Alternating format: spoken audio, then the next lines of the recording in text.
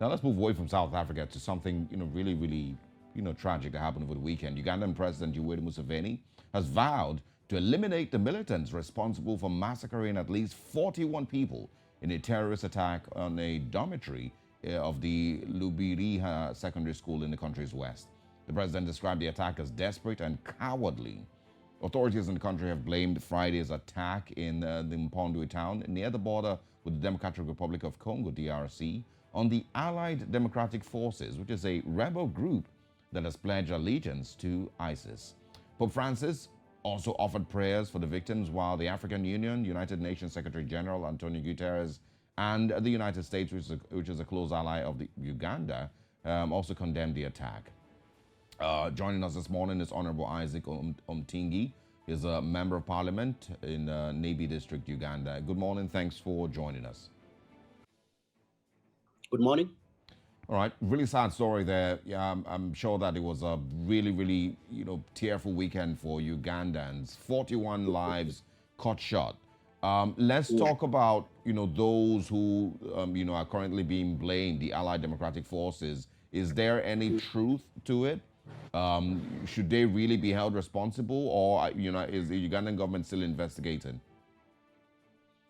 Actually, most of the fingers is pointing towards the ADF because they have been operating along the same region for a very long time. We remember as well in December 2021, they actually also penetrated through the same region along the Rwenzori Mountains, but at that time they were actually repelled. At that time, about 21 of them were actually killed and 25 captured, and because they were they are trying to do the same thing.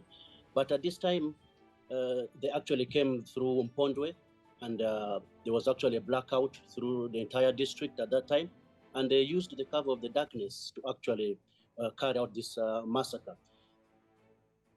Is this something we've seen before? Have there been signs that the ADF is the type of rebel group to carry out massacres, and or is this the first time that we're seeing things like this in Uganda?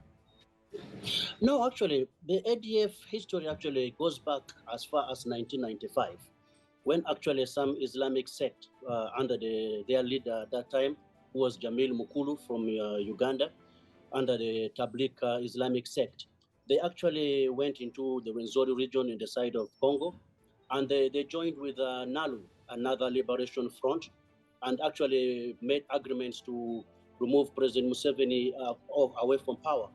So we remember throughout the late 1990s, they carried out a number of attacks, a number of deadly attacks in Uganda.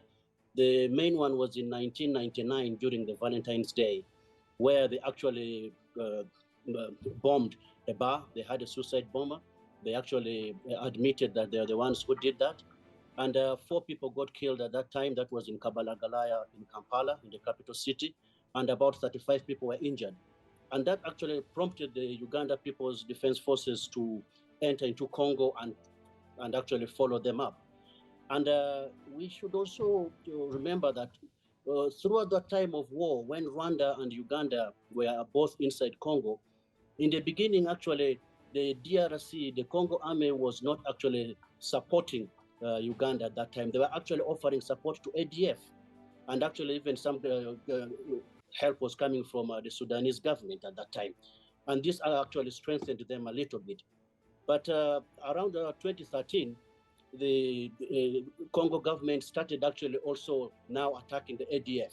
That was after them realizing that ADF was not an alliance to actually back with.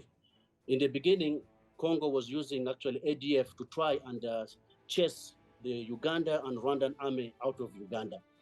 So when they attacked, they started attacking the ADF also in 2013, the Congo army. That is when their leader, Jamil Mukulu, fled to Tanzania. And then on 2015, the leader of the ADF, who was at that time Jamil Mukulu, Sheikh Jamil Mukulu, was then captured in Tanzania and repatriated to Uganda, where he's serving a life sentence at the moment. What next for President Yoweri Museveni? How does he reassure the people of Uganda that they are safe? How do you think he should take the battle to the ADF?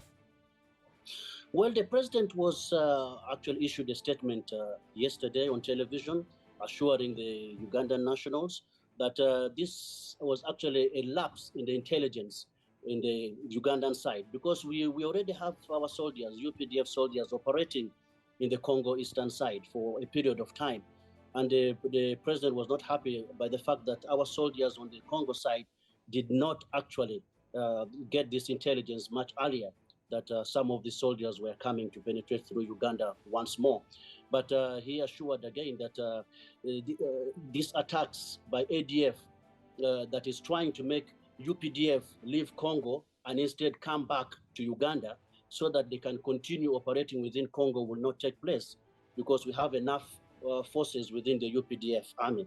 So the president actually promised that the UPDF who are in Congo will continue operations, but we are going to boost more soldiers along the Uganda-Congo border near the Mpondwe border so that such attacks do not happen again. It's a really, really heartbreaking story, and we hope that it, actually does never happen again. We hope that there's also, better partnership with the DRC and Uganda to ensure that, this never occurs. But thank you very much for your time this morning, and our condolences and our hearts go out to those people who, of course, who have been victims to this very, very terrible attack. Thanks for your time. Thank you very much. I appreciate it. All right.